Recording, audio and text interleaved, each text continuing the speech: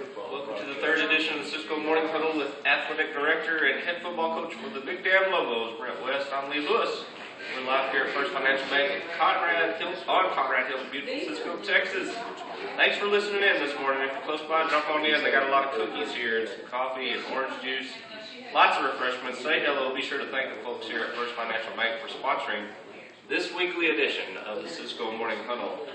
Big Damn Lobos notched another huge win this past Friday night, holding down a very good Clyde Bulldogs team 48-14 at Chesterfield in the Abilene Reporter News Big Country Game of the Week. Coach Wells, welcome into the show again this morning. Tell us a little bit about what your club accomplished that your coaching staff was pleased with this past Friday evening. Well, I think something that stood out relatively quick was we were physical. And that was a concern of us going into this year. I wouldn't consider us a physical football team last year. And we were physical on Friday night, and I felt like it forced the turnovers that we saw. Our defense obviously played very well. And being physical, I think, was the biggest difference. You know, after the Friday night game, several of the coaches just came over and couldn't believe how physical we were. Because we don't really look physical. We don't have a physical look to us. Our kids aren't as big as Clyde, but they fly around. People like Kyler Gale at 120 pounds, you know, forcing a few fumbles from the safety spot. He's a physical kid, but he doesn't look physical. So that was probably what we were most pleased about. We were physical on both sides of the ball, and it gave us some great opportunities, such as a few turnovers, one for a touchdown. Talking about those turnovers, on the defensive side, you guys have scored touchdowns the first 2 weeks just from your defense. How big is it for your defense to be able to put points on the board, especially if they do it week in and week out? Well, it's huge, and it also just takes the air out of the opponent when something like that happens. They give up a touchdown, a very quick touchdown, then they've got to line up and take the ball again offensively and do something with it. And we're excited, and they're down from the turnover, and if you can't find a way to mentally get through that, I think it's definitely hard. I know when we turn the ball over for a touchdown, I do a lot of preaching to them. We have to do something to motivate our kids to get back going, or it's going to be a long game. So those turnovers are huge, and obviously it helps me out offensively. We've got more time. The rest are a little over 9 after that point.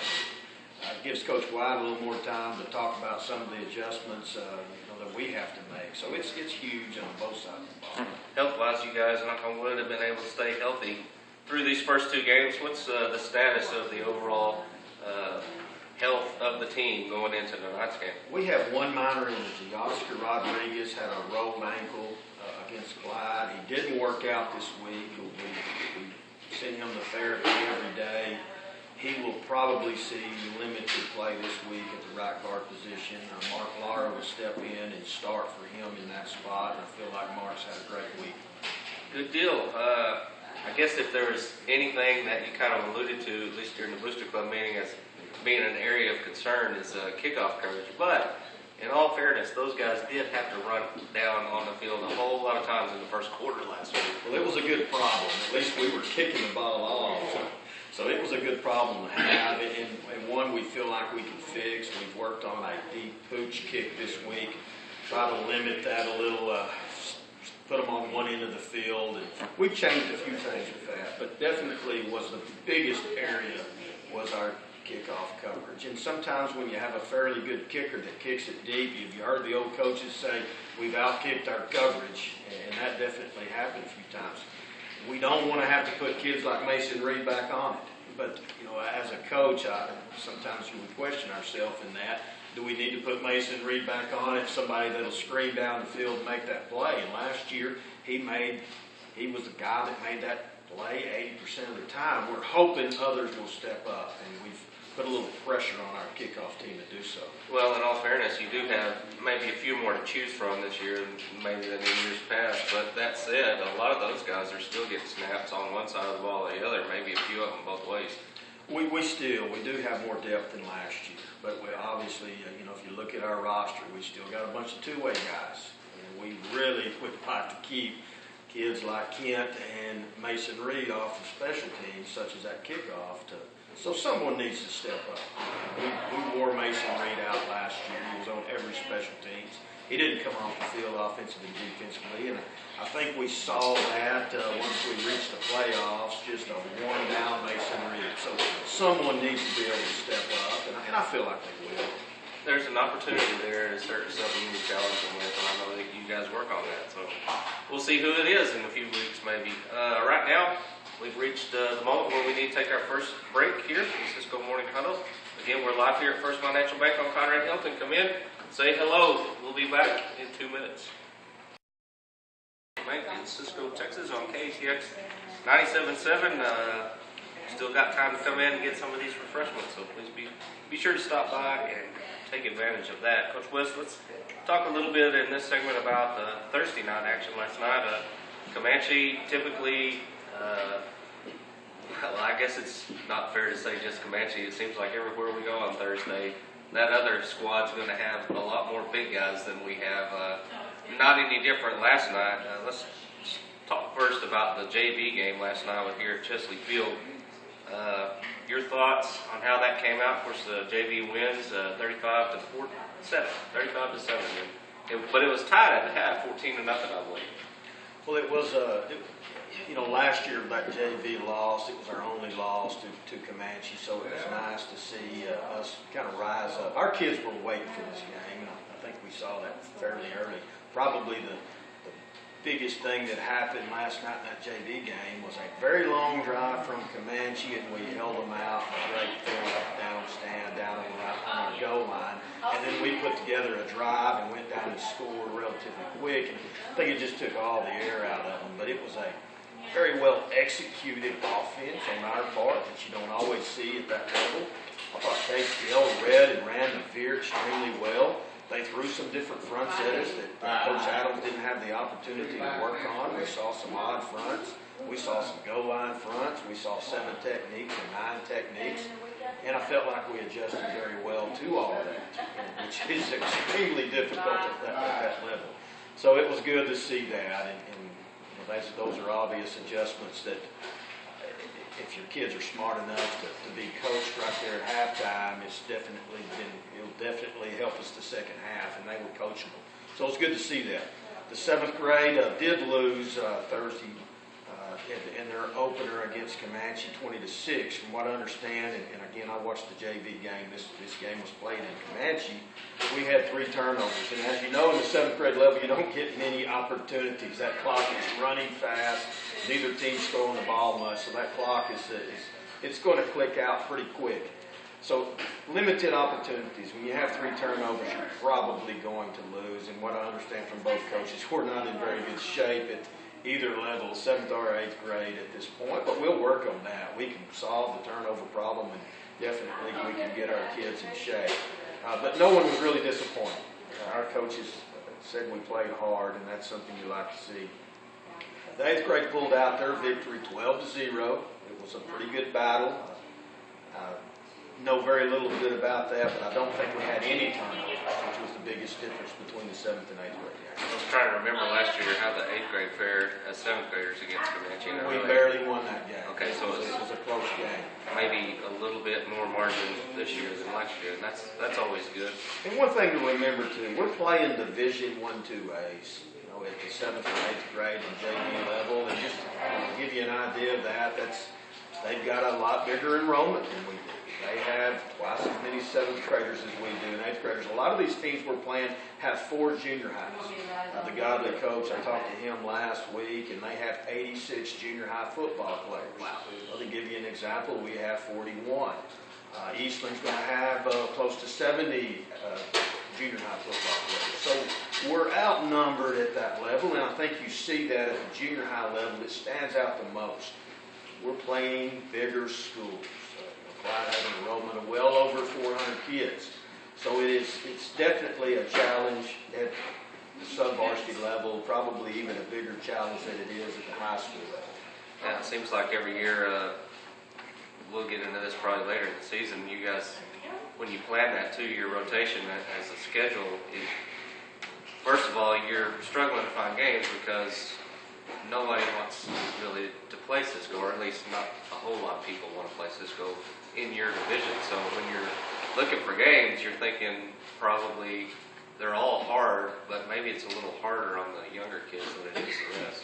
Definitely, and we're running into problems for this next realignment. You know, we've already been dropped by Early, probably going to be dropped by Clyde.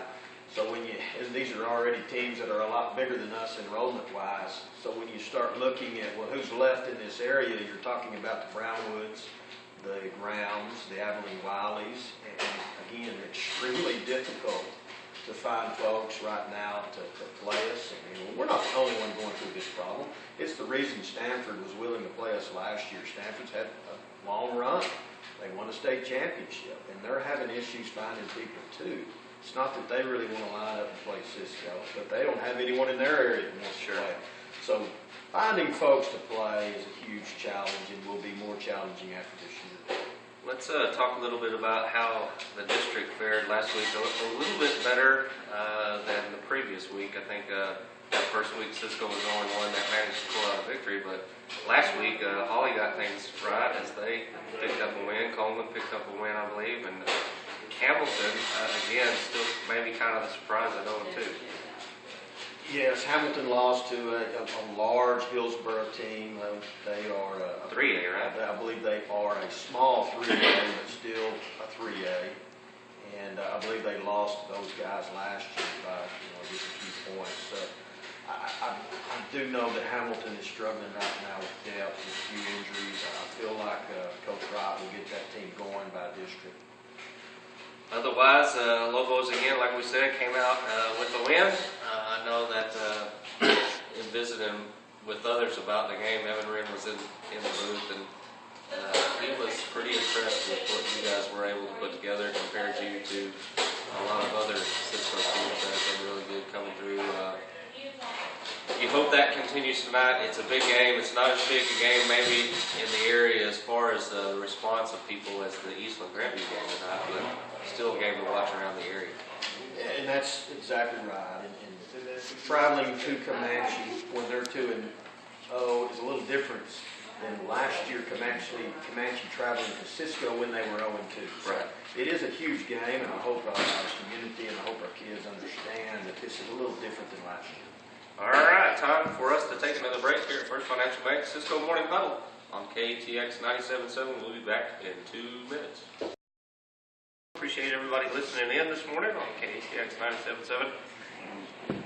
Last segment of the show this morning, Coach West, through 2 games thus far, Comanche has put together 2 really good wins against what would be considered solid opponents in Toller and Hamilton thus far in the season. What are the Lobos looking at having to deal with a 2-0 Indian football team tonight? Well, they've gained confidence, right? And again, we talked about it in the last segment. They were 0-2 coming to us last year. Coming to our home field, being 2-0 and playing in their home field is definitely quite a mental advantage, I guess, for them compared to last year. And they've got some excitement right now. They have some confidence that they didn't have last year. They are a big physical football team. Just looking at their offensive line here, they have a 5'10", 215. He's the little one, 6'1", 260, a 6'3", 305, and a tight end that's 6 foot 240 with a senior backfield. So we're already running into a huge mismatch as far as size and strength up front. And they are good at milking the clock. They're going to run that lead at you. They're going to block down and kick you out and try to get their 3.3 yards and control the clock. I would consider them a good Hamilton team. Those of you that have watched Hamilton in the past know that we've struggled at times with those guys. We struggled with them last year. They are extremely good at getting the 4-yard play, but they're also athletic enough to bootleg out of there and throw the ball down the field. They don't do it very often, but when they do, it hurts you. That's something that a typical Hamilton team wasn't able to do. Will Coach Brunson tonight have to get him something like a 53 or a 6-2 look to try to stop them? And if we're not good enough to stop them out of a 4-3, then we're going to be in a little bit of a pickle, because we can stop. We're sound out of a 4-3, but as soon as we start having to roll some folks down to stop their run, then we're susceptible to other things.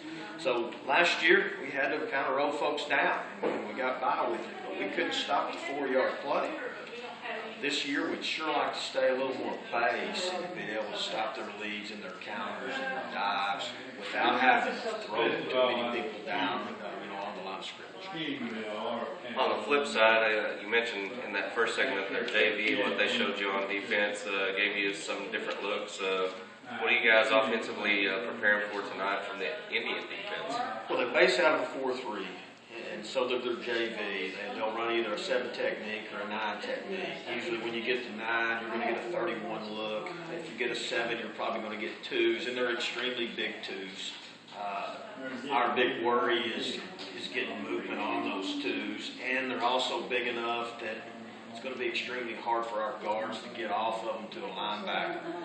That's probably one of the biggest concerns, is just how big and physical they are up front. But they do show lots of front. We've seen a 159 look to the tight end side, a little odd look, similar to what Clyde ran last week out of a 3-4. They'll probably turn their 3-4 more into a 52 against us, take some chances and man up.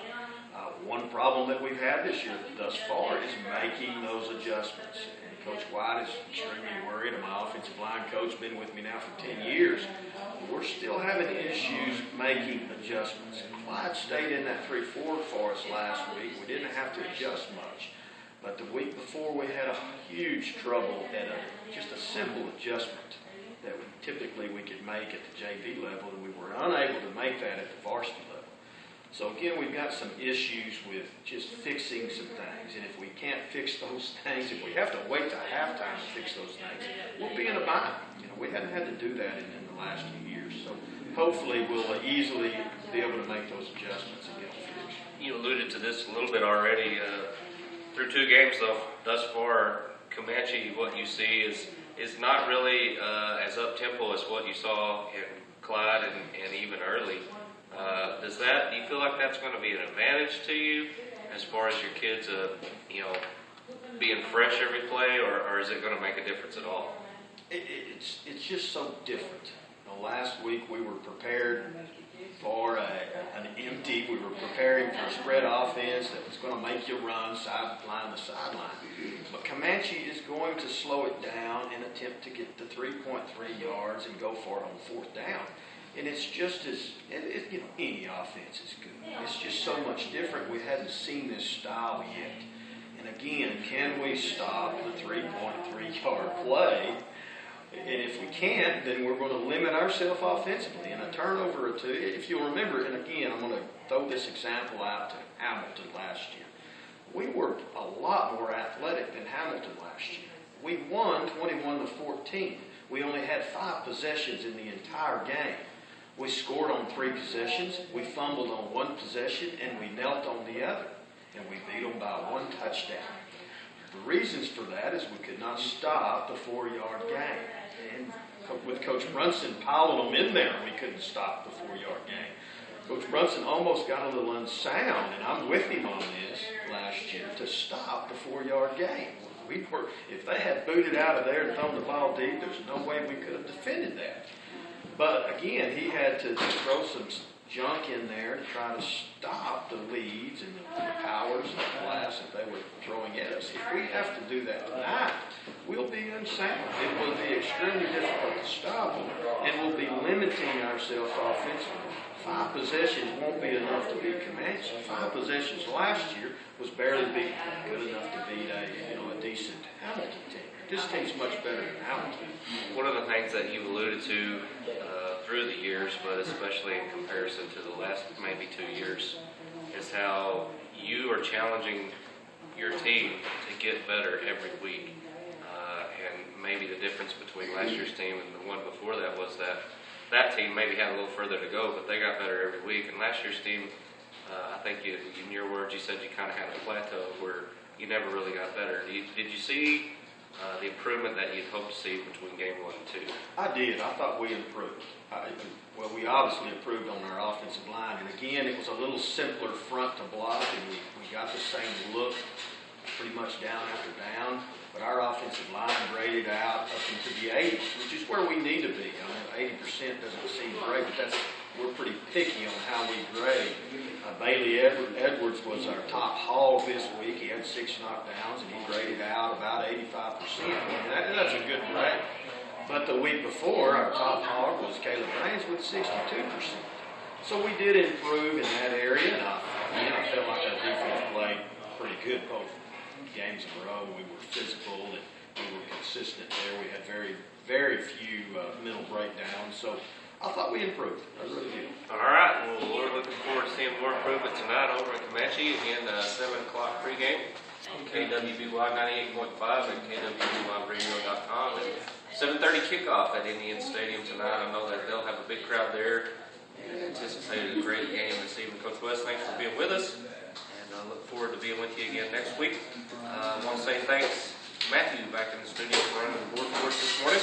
Be sure to stay tuned. Eastland Morning Huddle with Terry Slavin and head football coach Brian Hewlett over in Eastland after we go off at 10:30.